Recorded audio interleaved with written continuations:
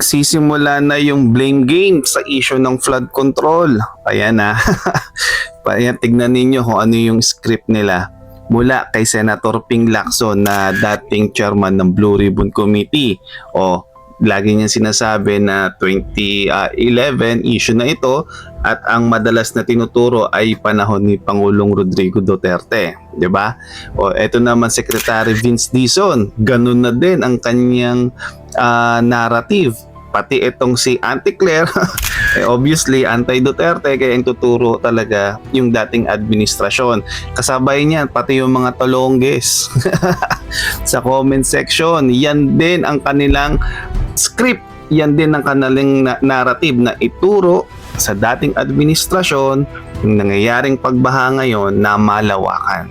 So bakit natin sinabing propaganda? Kasi kung totoo talaga yung investigasyon na ito at yung findings nila, hindi mo na kailangan ng mainstream media para ipaliwanag at ilatag ang iyong naratibo. O bilang dating chairman ng Blue Ribbon Committee, siguro naiintindihan tayo ni Pinky. Hindi ba dapat nag-iimbestiga na sila patungkol sa issue na ito? Di ba?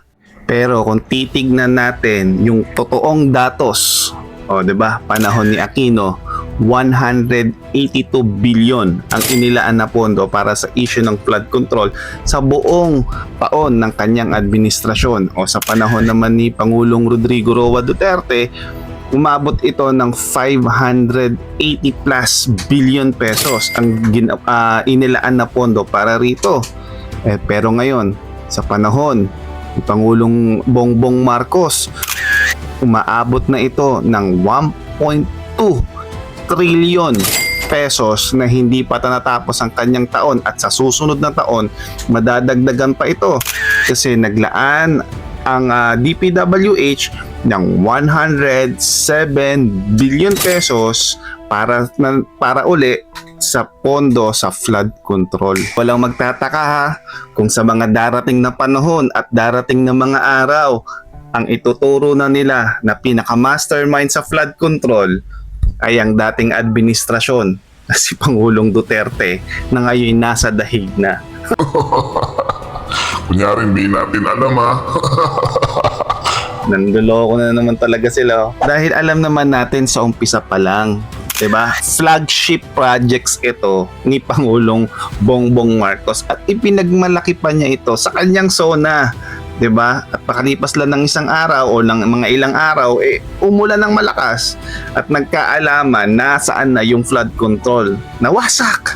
At halos yung mga nakikita nating mga flood control na nasira ay panahon niya ni Pangulong Bongbong Marcos. O yung iba, hindi pa nila nakikita hanggang ngayon. Kasi nga yung iba, ghost projects. Huwag nating kakalimutan na yung mga main characters sa issue ng flood control, Zaldico, panahon ni BBM. Martin Romualdez, panahon ni BBM yan. Manny Bonoan, o gabinete ni BBM. At yung 800 billion na nawawala sa flood control, yan ay ang pondo na pinirmahan ni BBM. Ito kaya maiimbestigahan yung flood control na nasira diyan sa Ilocos. Bumigay na yung flood control.